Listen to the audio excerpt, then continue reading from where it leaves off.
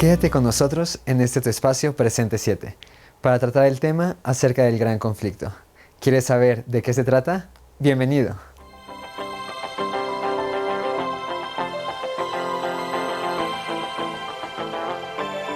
La lección anterior vimos acerca del fin de Job. En esta lección es un tanto raro porque no empezaremos otra vez con el principio. Empezaremos con la mitad. ¿Y por qué la mitad? Porque la mitad tiene que ver con la cruz de Cristo Jesús.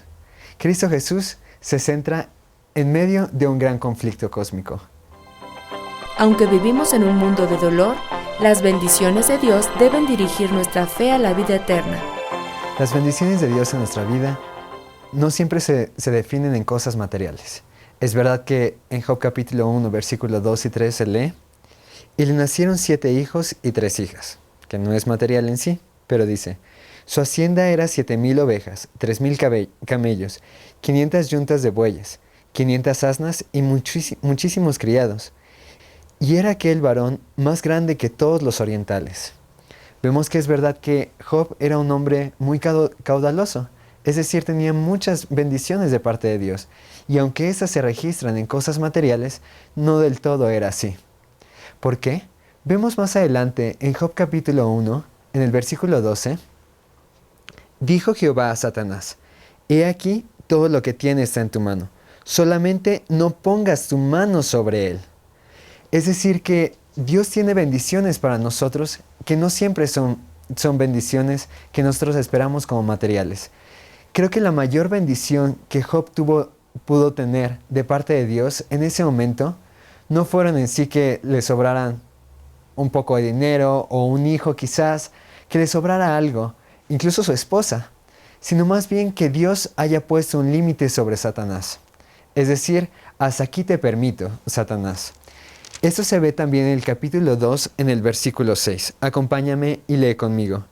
Y Jehová dijo a Satanás: he aquí, él está en tu mano, mas guarda su vida. Es decir, Dios le había dicho primero: no le toques. Pero después dijo: mas guarda su vida. Primero le puso un límite, después le puso otro límite. Y así pasa también en nuestra vida. Dios le pone límites a Satanás. Por tanto, ¿deberíamos de quejarnos por lo que tenemos? Estemos al tanto o no, nuestra vida está influenciada por el conflicto cósmico entre Dios y Satanás. Vemos que este conflicto tiene que ver también con todo lo que pasa a nuestro alrededor. Vemos en Colosenses 2:15 acerca de este conflicto entre Dios y Satanás primeramente.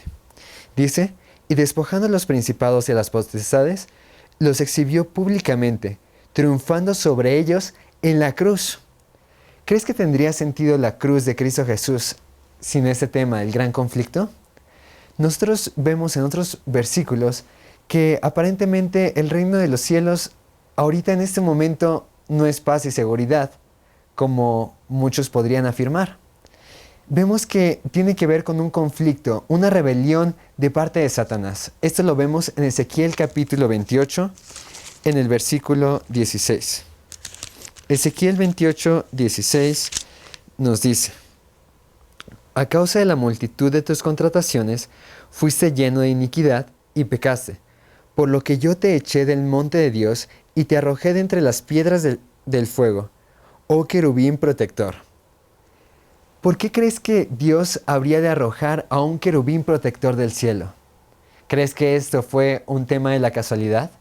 Muchas personas, y especialmente de otras denominaciones, dicen acerca de la cruz de Cristo, pero muchos no hablan acerca del gran conflicto que está sucediendo entre Dios y Satanás.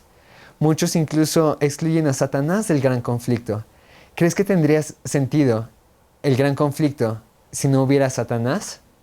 Es decir, ¿crees que hubiera un conflicto si no hubiera un bien y un mal? Entonces, ¿podríamos sacar a Satanás de todo esto? Lee conmigo Mateo capítulo 11, versículo 12. Mateo capítulo 11, versículo 12 dice: desde los días de Juan el Bautista hasta ahora, el reino de los cielos sufre violencia y los violentos lo arrebatan. Si estamos en este gran conflicto y el reino de los cielos ahora sufre violencia, ¿Crees que tú debes de preocuparte por las cuestiones que pasan en esta vida? Es decir, ¿crees que si el cielo ahora sufre, por qué tú no deberías también de sufrir?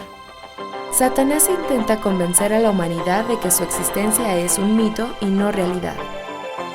Si Satanás intenta convencernos de que Él no existe, entonces, todas sus acciones se las adjudicaría a Dios. Y pregunto, ¿será que todas las acciones de esta tierra, es decir, el dolor, el sufrimiento, las cosas malas que pasan, se las podemos adjudicar a Dios? Muchas personas creen que esto es así y por eso no entienden este tema del gran conflicto, pero mucho más no creen en un Dios, porque un Dios debe de ser amoroso, compasivo, bondadoso. ¿Y cómo es que Él puede intervenir en estas cuestiones de dolor o puede permitir que pasen muchas cosas? Vemos que Satanás desde el Edén está engañando a Adán y Eva. ¿Y cómo es que empezó engañando a Eva? Satanás se empieza vistiendo de serpiente. ¿Crees que Satanás, si se hubiera presentado ante Eva como un ser resplandeciente, majestuoso, pero lleno de maldad, ¿crees que Eva le hubiera hecho caso? ¿Cómo entonces puedes entender que dentro de tu vida diaria no también Satanás haga lo mismo? Es decir, que se camuflajee en ciertas cuestiones de esta vida y que diga, soy Satanás, pero no soy un Satanás tan malo como parece, o incluso, ¿no existo? ¿En qué cosas de tu vida crees que Satanás se pueda estar camuflajeando? Vemos también en la vida de Job cómo es que el carácter de Satanás se empieza a revelar un poco. Job capítulo 1, versículo 11 nos dice, pero extiende ahora tu mano y toca lo que tiene, pero sigue diciendo, y verás si no blasfema contra ti en tu misma presencia. Satanás empieza retando a Dios. Y te pregunto, ¿has retado alguna vez tú a Dios? Satanás lo hizo en esa ocasión. ¿Y quién se atrevería a retar a Dios justamente en su presencia? Justamente cuando los hijos de Dios también se encontraban allí. Quiero compartir con ustedes otro versículo que se encuentra en Mateo capítulo 4, en el versículo 3 y en el versículo 6 también. Dice así, y vino a él el tentador y le dijo, si eres hijo de Dios, es decir, otra vez está retando Satanás a Dios, di que estas piedras se conviertan en el pan. Y en el versículo 6 leemos, y le dijo, si eres hijo de Dios, échate abajo, porque escrito está juzgando otra vez sus palabras, está juzgando otra vez su autoridad como Dios, y está juzgando si Él verdaderamente es Dios. Y eso también lo hace en la vida de Job, y eso también lo hace en el gran conflicto. ¿Y crees tú que Satanás no existe? La historia de Job muestra a pequeña escala el conflicto universal en el que estamos involucrados. Job también estaba inmerso en este gran conflicto. No lo podemos sacar de en medio. Y está inmerso, tan inmerso como lo estamos cada uno de nosotros. Job capítulo 1, versículo 5 registra. Y acontecía que habiendo pasado en turno los días del convite, Job enviaba y lo santificaba, y se levantaba de mañana y ofrecía holocaustos conforme al número de todos ellos. Porque decía Job, quizá habrán pecado mis hijos, y habrán blasfemado contra Dios en sus corazones. De esta manera hacía todos los días. Job también tenía que ofrecer sacrificios, es decir, dar cuenta a Dios por los hijos que Él le había dado. Esto nos muestra que aunque Job era un Job perfecto, temeroso, apartado del mal, también debía de hacer esos sacrificios por causa del pecado. Es decir, el pecado no estaba exento de su vida, ni exento de la vida de sus hijos. Más adelante en Santiago 4, versículo 7, nosotros podemos leer, someteos pues a Dios, resistid al diablo y huirá de vosotros. Quiero preguntarte, Julio César, en este tema del gran conflicto, ¿crees que nosotros, los seres humanos, somos meros espectadores de esto que está ocurriendo en esta batalla entre Dios y Satanás? ¿Crees que somos meros peones de ajedrez? ¿Qué piensas, Julio César? Dinos. Hola, ¿qué tal amigos? Les saluda a su amigo Julio César desde la Universidad de Montemorelos y quisiera decirte por lo menos 3 cosas. La primera es que nosotros somos el centro de este gran conflicto. Tu mente, tu vida es el centro de este gran conflicto donde se riñe la vida y la muerte. Dios tratando de ganar tu alma y el enemigo tratando de que la pierdas. Por otra parte, también es necesario decirte que la vida de Job y el estudio de la vida de Job nos muestra que hay 2 realidades. Las realidades que percibimos con nuestros ojos, con nuestros sentidos, las que tocamos y palpamos, pero también existe una realidad que va más allá de nuestros sentidos, que también hay un Dios que está en los cielos, que tiene ángeles que nos protegen, pero que también existe el enemigo y que también tiene ángeles aquí en la tierra tratando de buscar tu perdición. Y entre todo esto, nosotros desde el principio Dios nos dio la libertad de poder elegir. Mira lo que dice Job capítulo 1 versículo 22. En todo eso no pecó Job ni atribuyó a Dios desprovisto alguno. Después de lo que pasó, después de la situación inesperada que le contrajo Job, lo único que él hizo fue estar en paz consigo mismo y no pecar contra Dios. Y esa es nuestra parte en el gran conflicto. Decidir mantenernos fieles y del lado correcto de este gran conflicto. Querido amigo, yo te invito que cada día tu vida, tu persona, tus pequeñas decisiones, tus pequeños momentos te acerquen cada día más a nuestro Señor. Y no importa de qué lado en algún día vayamos a morir, lo importante es morir del lado correcto. Que Dios te bendiga. La muerte de Cristo replantea el futuro para la humanidad sin esperanza. La muerte de Cristo juega un papel sumamente importante en este tema del gran conflicto. Decíamos al principio que es el centro de todo esto. Si pudiéramos ver el fin desde el principio, ¿crees que este terminaría en la muerte? Bueno, vemos que Job parecía decir que esto terminaba en su muerte, pero no, termina en la muerte de Jesucristo. ¿Y por qué terminaría, en la muerte de Jesucristo? Porque la muerte de Jesucristo es el clímax de todo esto. Pasando la muerte de Jesucristo, simplemente suceden ciertos eventos que tienen que suceder, pero para terminar con este problema del pecado. Sin embargo, el pecado ya terminó, en la cruz de Jesús, porque allí Cristo Jesús venció el pecado y venció a Satanás.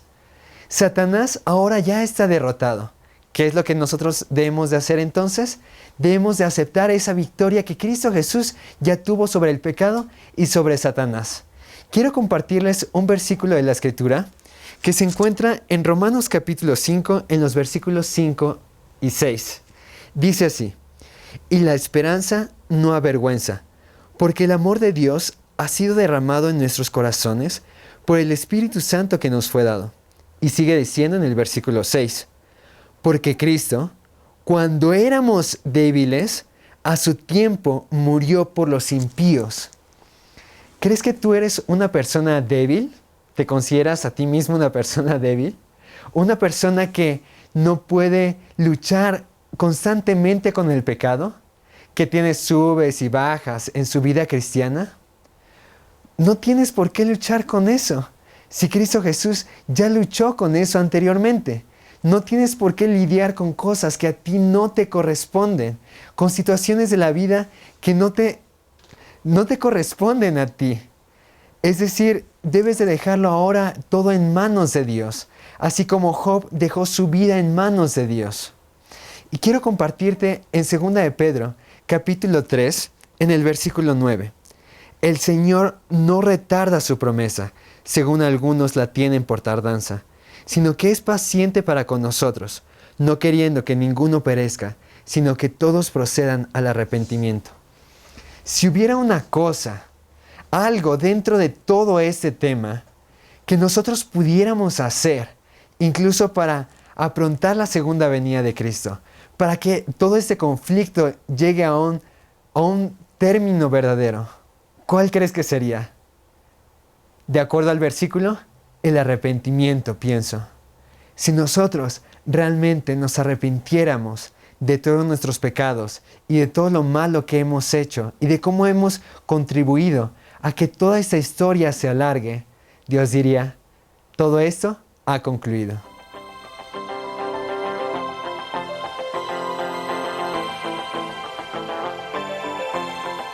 Solamente nosotros podemos vencer a través de Cristo Jesús. ¿Quieres saber por qué?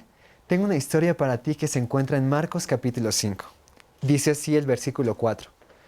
Porque muchas veces había sido atado con grillos y cadenas. ¿Te acuerdas de quién hablamos? Mas las cadenas habían sido hechas pedazos por él. Y desmenuzados los grillos y nadie le podía dominar. Está hablando acerca del endemoniado gadareno. Y siempre de día y de noche andaba dando voces en los montes y en los sepulcros, hiriéndose con piedras. Pero esto no termina allí.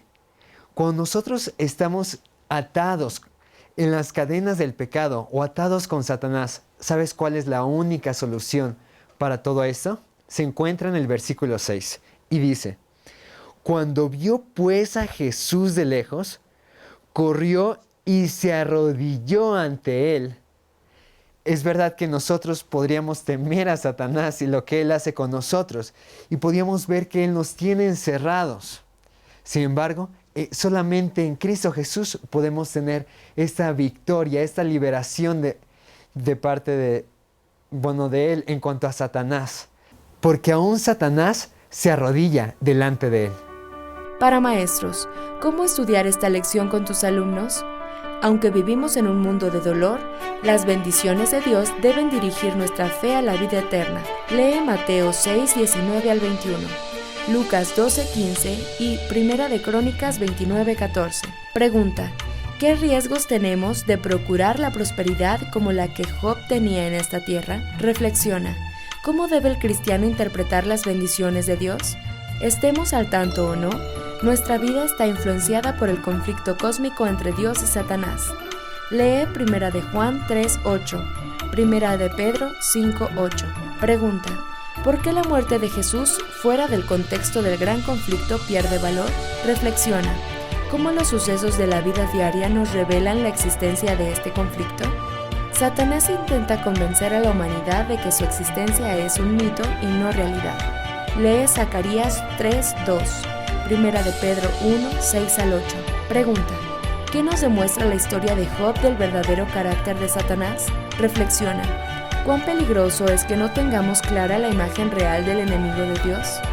La historia de Job muestra a pequeña escala el conflicto universal en el que estamos involucrados. Lee Jeremías 4:14, Deuteronomio 30:19. Pregunta: ¿qué relación hay entre la ley de amor, el libre albedrío y el gran conflicto? Reflexiona: ¿qué papel jugamos en este conflicto? ¿Tenemos oportunidad de elección o somos como peones de ajedrez? La muerte de Cristo replantea el futuro para la humanidad sin esperanza. Lee Isaías 53:5, Hebreos 7:25. Pregunta: ¿qué victorias fueron ganadas en la cruz? Reflexiona: ¿existe algo en lo que podamos contribuir para terminar el gran conflicto? ¿Qué papel jugamos en este conflicto? ¿Tenemos oportunidad de elección o somos como peones de ajedrez? Nuestros amigos en Facebook contestaron.